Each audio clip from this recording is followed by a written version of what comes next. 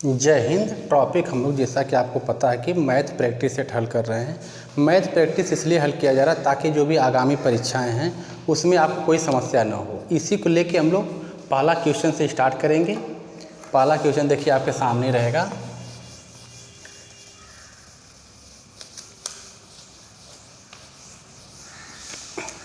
जब भी कोई पेपर आपको देना रहे तो आपसे एक हम कहना कह रहे हैं कि ताकि आप कोई दिक्कत ना हो, प्रैक्टिस सेट जरूर हल करिए। अगर प्रैक्टिस सेट हल करके जा रहे हैं तो आपको काफ़ी सहूलियत होगी, क्योंकि प्रैक्टिस सेट हल करने के समय आपको हर टॉपिक से कोई ना कोई क्वेश्चन मिलेगा और परीक्षा में सफल होने के लिए प्रैक्टिस सेट हल करना अनिवार्य है भाई। इसलिए देखिए पहला क्वेश्चन हम लोग देख रहे हैं। पहला क्वेश्चन आपके सामने है।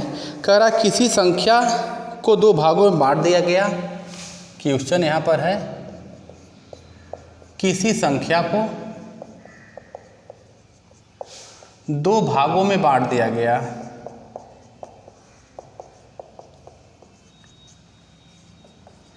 किसी संख्या को दो भागों में बांट दिया गया जिनका अनुपात 3:4 है। जिनका अनुपात 3:4 है। यदि पहला भाग 18 है, यदि पहला भाग 18 है तो दूसरा भाग बताइए।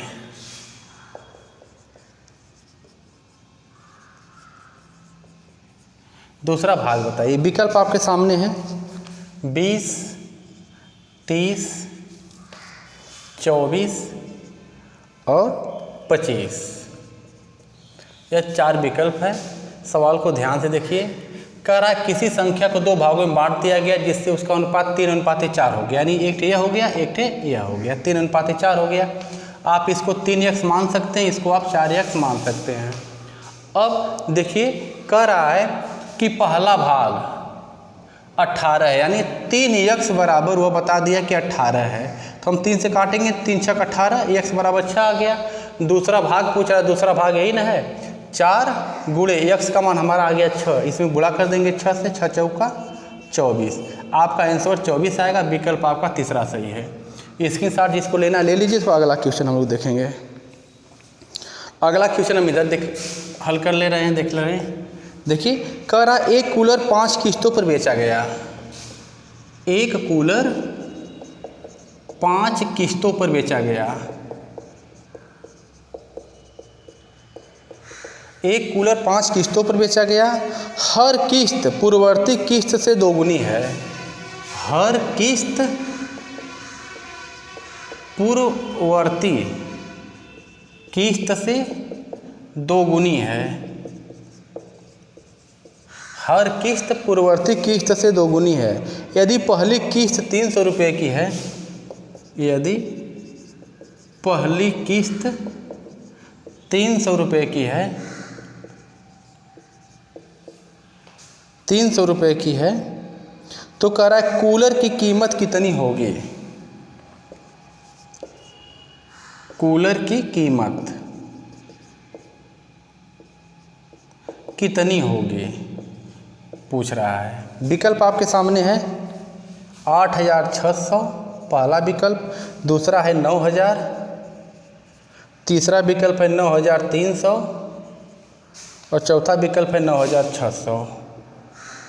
यह 4 विकल्प है। जिसको आ रहा है वो अपना आंसर बताएंगे। हाँ देखिए क्वेश्चन को ध्यान से पढ़िए। एक कूलर 5 किस्त पर दिया जा रहा है, यानी बेचा जा रहा है। कह रहा है हर किस्त पूर्ववर्ती किस्त से दोगुनी है, तो यानी जो पहली किस्त दे दिया है कि यह 300 रुपया है। अब दूसरी किस्त क्या हो जाएगी, हर किस्त पूर्ववर्ती किस्त से दोगुनी, यानी जो पहले वाली किस्त है उससे जो दूसरकी वाली आएगी दोगुनी रहेगी। तो पहली 300 है तो दूसरकी वाली किस्त हो जाएगी 600। तीसरकी वाली किस्त देखिए पहली किस्त 300, दूसरी किस्त इसकी दोगुनी 600, तीसरी किस्त इसकी दोगुनी 1200, चौथी किस्त इसकी दोगुनी 2400 और 5वीं किस्त जो है इसकी दोगुनी यानी 4800।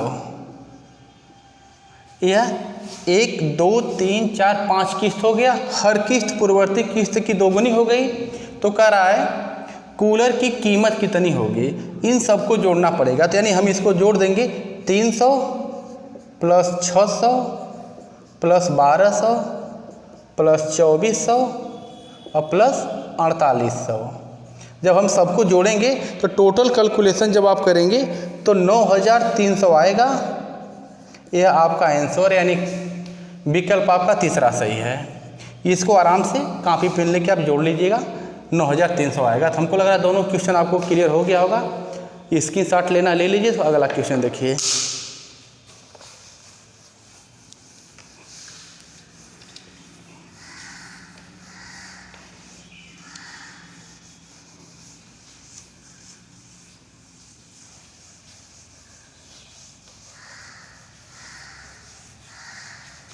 अगला क्वेश्चन आपके सामने है,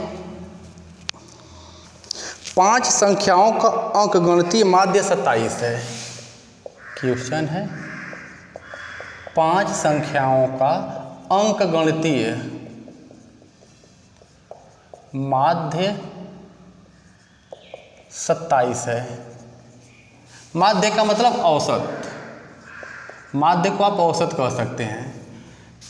5 संख्याओं का अंकगणितीय माध्य 27 है। यदि उनमें से एक संख्या हटा दी जाए, यदि उनमें से एक संख्या हटा दी जाए, एक संख्या हटा दी जाए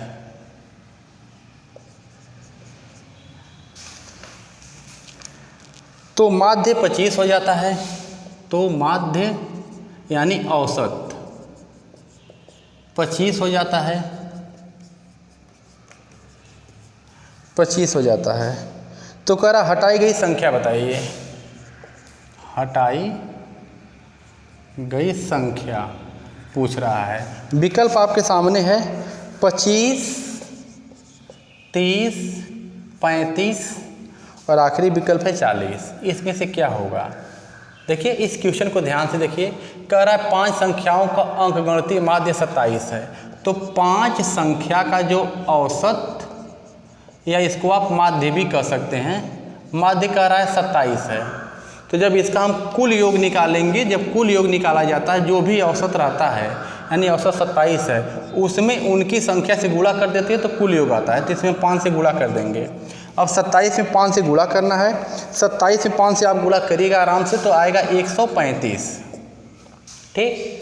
अब फिर कह रहा है यदि उनमें से एक संख्या हटा दी गई, तो संख्या 5 थी, एक हट गई तो बच गई 4, संख्या हो गई 4।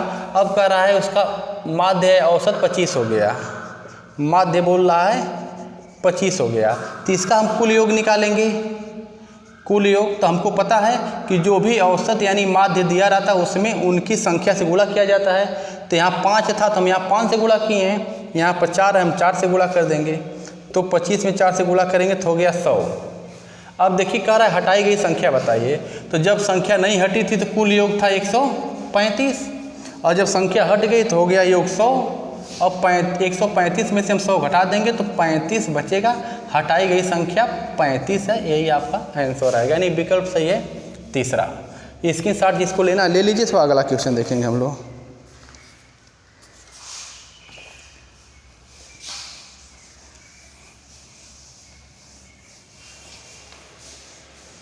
अगला क्वेश्चन आपके सामने है,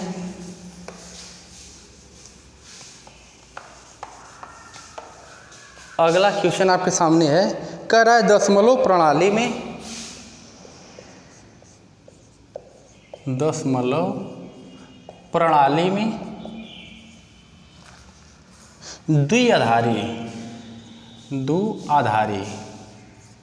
संख्या 11011 कितने के बराबर है? कितने के बराबर है? क्वेश्चन ध्यान से देखिएगा। दशमलव प्रणाली में द्विआधारी संख्या 11011 कितने के बराबर है, यह पूछ रहा है क्वेश्चन। विकल्प है पहला 27, दूसरा विकल्प है 25, तीसरा विकल्प है 20 और चौथा विकल्प है 21। ये 4 विकल्प है। तो अगर ऐसा सवाल कहीं दिखाई दे कि दशमलव प्रणाली में द्विआधारी संख्या 11,011 कितने के बराबर, सबसे पहले हम संख्या लिख लेते हैं। देखिए हम संख्या लिख रहे हैं तो संख्या यही ना 11,011 है यह। अब इसको हम क्या करेंगे, दाहिने साइड से 2 के घाते 0, 2 के घाते 1, 2 के घाते 2, 2 के घाते 3 और 2 के घाते 4 हम इस तरह लिखेंगे। यानी जो भी संख्या है उस संख्या को आप लिख लेंगे दाहिने से। 2 के घाते 0 यानी इसके साथ है, 2 के घाते 1 इसके साथ है, 2 के घाते 2 जो है इसके साथ है, 2 के घाते 3 जो इसके साथ है और 2 के घाते 4 जो इसके साथ है। अब इसका हम विस्तार करेंगे। जब विस्तार करेंगे किसी भी अंक पर घात अगर 0 है तो उसका मान 1 होता है और 1 का 1 में गुणा करेंगे तो 1 हो जाएगा। अब 2 के घाते 1 है तो यह 2 होगा, 2 का गुणा 1 में करेंगे तो 2 हो जाएगा। यहाँ 2 के घाते 2 है तो 2 दूना 4 हो जाएगा, लेकिन 4 का गुणा अगर हम 0 में करेंगे तो 0 हो जाएगा। यहाँ पर देखिए 2 का घाते 3 है तो 2 दूना 4 दूना 8 यानी इसका होगा 8, 8 का गुणा 1 में करेंगे तो ये 8 हो जाएगा। यहाँ पर देखिए 2 के घाते 4 है यानी 2 दूना 4 दूना 8 दूना 16, 4 बार गुणा कर ली, 2 दूना 4 दूना 8 दूना 16, यह हो गया 16। 16 गुणा 1 में करेंगे तो 16 हो जाएगा। अब इसमें कितने के बराबर सबको हम जोड़ लेंगे, 16, 8, 0, 2, 1। तो हम सबको जब जोड़ेंगे 16, 4, 20, 4, 24, 2, 26, 1, 27, सबको जोड़ेंगे तो 27 आ रहा है। यही आपका आंसर है, विकल्प आपका पहला सही है। इसे बाइनरी पद्धति भी कहते हैं या द्विआधारी कहा जाता है। अगर ऐसी संख्या दें, संख्या को लिखेंगे और दाहिने से 2 के घाते 0, 2 के घाते 1, 2 के घाते 2, 2 के घाते 3, 2 के घाते 4, अगर संख्या और भी रहे तो आगे बढ़ जाइएगा, 2 के घाते 5, 2 के घाते 6, इस तरह करके सबका विस्तार करके हम आंसर निकालते हैं। हमको लग रहा है क्वेश्चन समझ में आ गया होगा। अगला क्वेश्चन आप देखिए, इसके साथ जिसको लेना ले लीजिए।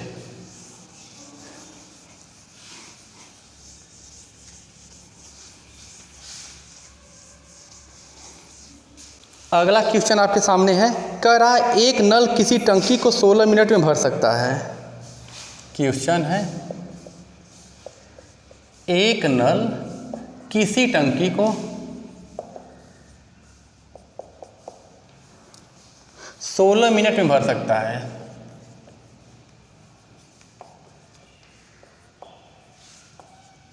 सोलह मिनट में भर सकता है तथा दूसरा नल उस टंकी को 24 मिनट में खाली कर सकता है। तथा दूसरा नल उस टंकी को 24 मिनट में खाली कर सकता है।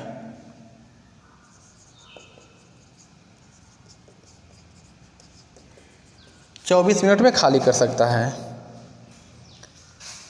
यदि टंकी 2/3 भाग पहले से भरी है, यदि टंकी 2/3 भाग पहले से भरी है, पहले से भरी है और दोनों नल को एक साथ खोल दिया जाता है, और दोनों नल को एक साथ खोल दिया जाता है,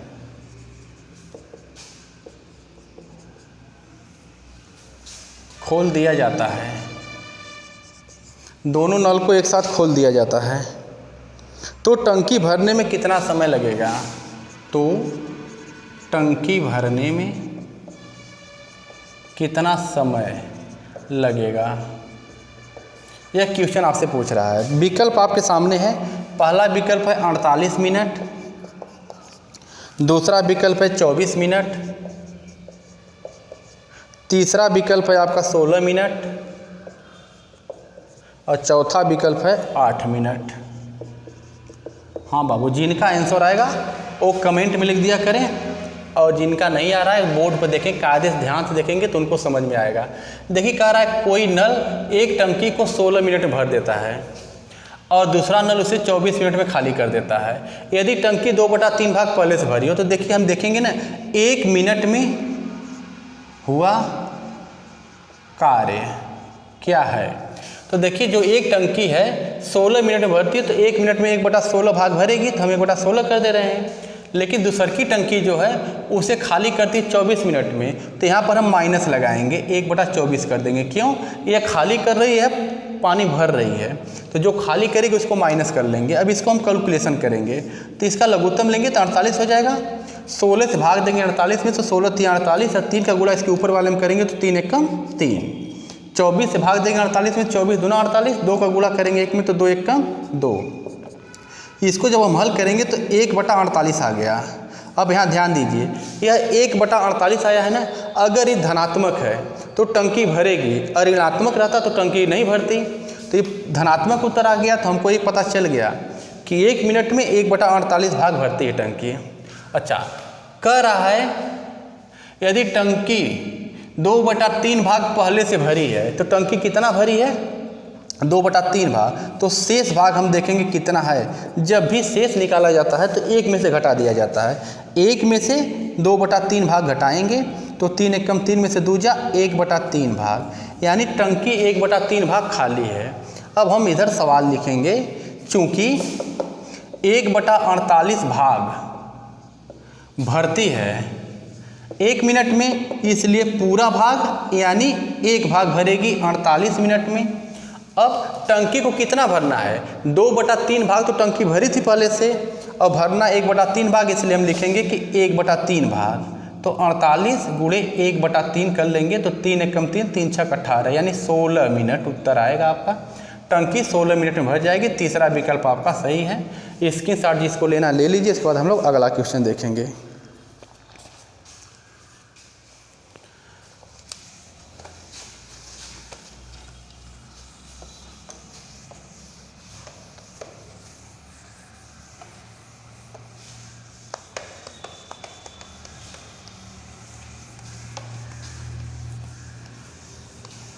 अगला क्वेश्चन देखिए आपके सामने है,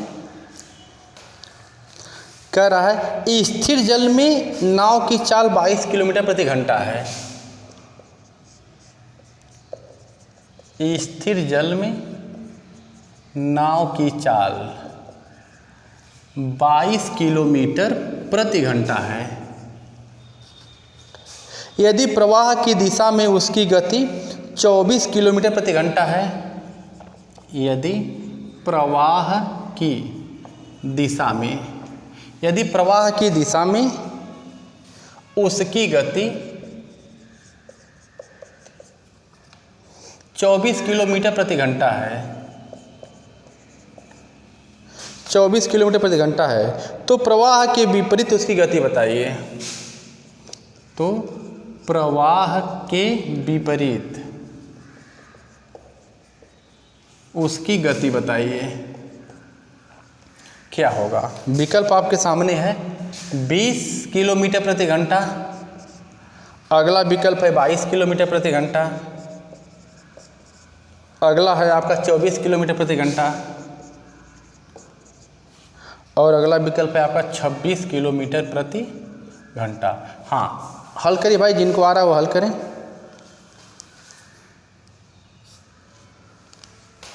हाँ, देखिए इस सवाल को समझाने के लिए हम आपको इधर पहले समझाने की कोशिश करें। मान लीजिए कोई नदी है, ये नदी में पानी भरा हुआ है। अगर पानी इस दिशा में जा रहा है और यह जो नाव है यह भी एक ही दिशा में जा रही है, मतलब जिधर पानी जा रहा है उधर नाव भी जा रही है, तो इसको बोलेंगे अनुकूल।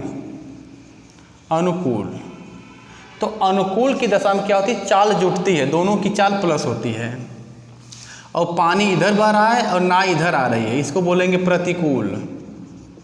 ऐसी स्थिति में चाल घटती है। तो आपको पता हो गया कि अनुकूल चाल जब है तो हम लिखेंगे ना, अनुकूल चाल में क्या हो गया? नाव की चाल और प्लस जल यानी धारा की चाल। देखिए अगर ये मान लीजिए नाव है, यह धारा है, तो जब अनुकूल एक ही दिशा में जाएगी तो चाल जुटेगी, यानी नाव की चाल प्लस धारा की चाल, यह हो गया। अब क्वेश्चन देखिए, कह रहा स्थिर जल में नाव की चाल 22 किलोमीटर प्रति घंटा है, यानी नाव की चाल देखिए, यह नाव है ना, यह 22 किलोमीटर प्रति घंटा है। और कह रहा है यदि प्रवाह की दिशा में, प्रवाह की दिशा का मतलब जिधर पानी बहे उधर ही, तो इसे बोलते हैं अनुकूल। कह रहा है कि यह 24 है, तो इसकी जगह हम अनुकूल की जगह रखेंगे 24। इधर जल यानी धारा की गति हम निकाल लेंगे तो 24, या इधर जाएगा तो हो जाएगा 22, घटाएंगे तो हो गया 2, यानी जल धारा की चाल क्या हो गई 2 किलोमीटर प्रति घंटा। अब हमसे क्या पूछ रहा है, कह रहा है प्रवाह के विपरीत उसकी गति बताइए। तो प्रवाह के विपरीत का मतलब प्रतिकूल, प्रतिकूल। और प्रतिकूल जब पूछता है तो नाव की चाल में से धारा की चाल घटाई जाती है। अब देखिए तो कह रहा है कि प्रवाह के विपरीत उसकी गति क्या होगी। तो प्रतिकूल पूछ रहा है, नाव की गति कितना है हमको पता है, नाव की गति है 22 किलोमीटर प्रति घंटा। तो नाव की जगह हम 22 किलोमीटर प्रति घंटा कर लेंगे और माइनस धारा की चाल अभी हम निकाले हैं तो धारा की जगह 2 कर लेंगे। इसको जब घटाएंगे तो 20 किलोमीटर प्रति घंटा, यानी प्रवाह के विपरीत उसकी गति क्या हो रही है 20 किलोमीटर प्रति घंटा। पहला विकल्प सही है। हमको लग रहा है क्वेश्चन समझ में आ गया होगा।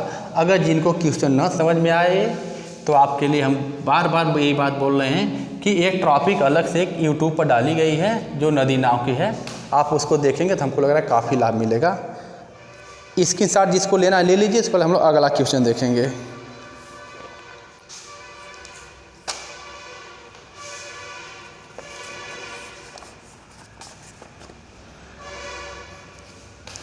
अगला क्वेश्चन आपके सामने है,